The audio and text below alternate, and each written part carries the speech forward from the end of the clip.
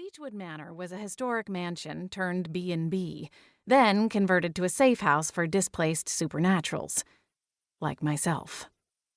Currently, I was sharing the house with a saucy vampiress named Lacey Vaughn, a shifter named Adam St. James, and a newcomer named Gary, whom I hadn't quite puzzled out yet. Of my 3 housemates, I had a good idea who was most likely the culprit behind the midnight hullabaloo. Adam St. James. Despite his name, there was nothing saintly about the man. He was charming, clever, and absurdly good-looking. The problem was that he knew it. Lost in thought, I didn't see Boots in the dimly lit hallway until I nearly tripped over him. He growled at the impact, but then began to weave around my ankles, rubbing his head against my legs. I conjured a small orb of light to guide us the rest of the way. "Sorry, Bootsy." He peered up at me and blinked once, looking pointedly at my legs. I groaned as I realized I was about to go outside wearing my hot pink pajama pants with cartoon pineapples splashed across them. Oh, Adam was going to have a field day when he saw them. "Come on," I muttered, as the 20-pound cat continued to circle my legs. With the tip of my slipper, I nudged him out of the way and made a beeline for the front doors of the manor. If Adam was out there causing a ruckus, I had to stop him before someone in the neighborhood got suspicious. The last thing I needed was the cops showing up, nosing around and asking a bunch of questions. The crisp night air bit into the exposed skin on my arms, raising goosebumps as soon as I stepped onto the wraparound porch. I tugged lightly on the doorknob, and the front door closed behind me without a sound.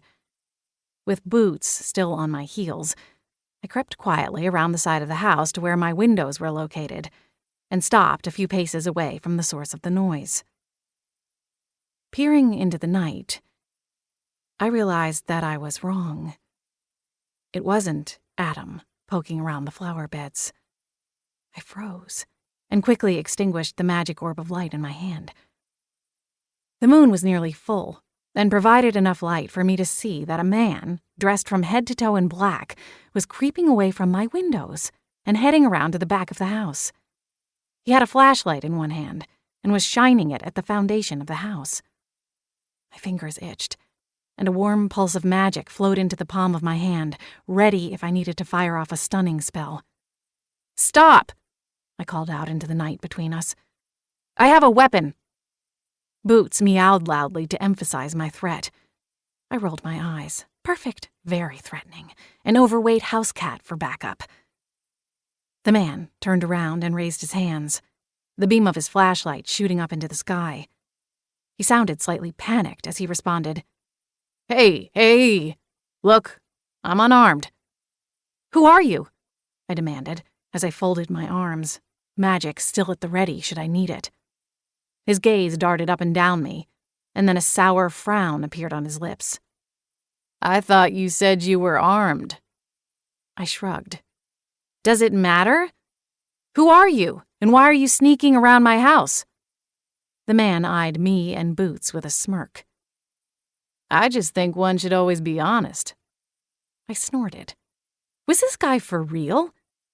I cocked my hip and glared at him. "Says the creep sneaking around my backyard at midnight."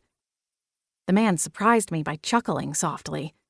With his hands still in the air, he replied, "All right, fair point. I'm gonna drop my hands now.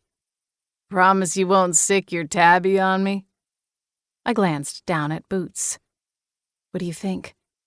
He mewed and rolled over in the soft dirt. "Happy?" I asked, cutting my glance back to the intruder. "I'm pretty sure he's not going to attack." He must have been appeased because he pocketed his hands and took a few steps closer to us. The pulse of magic in my hand warmed. With a single flick of my fingers, I could stop him in his tracks. "Not yet, Holly." When he was within a few feet of me, I held out my other hand. "That's close enough," I warned him. "Now tell me who you are, or I'm going to go call the police and tell them there's some kind of peeping Tom in the neighborhood." He scratched his chin, and a glint of amusement lit his eyes. "That expression always makes me feel bad for guys named Tom." I wasn't amused. "Who are you?" I spat between gritted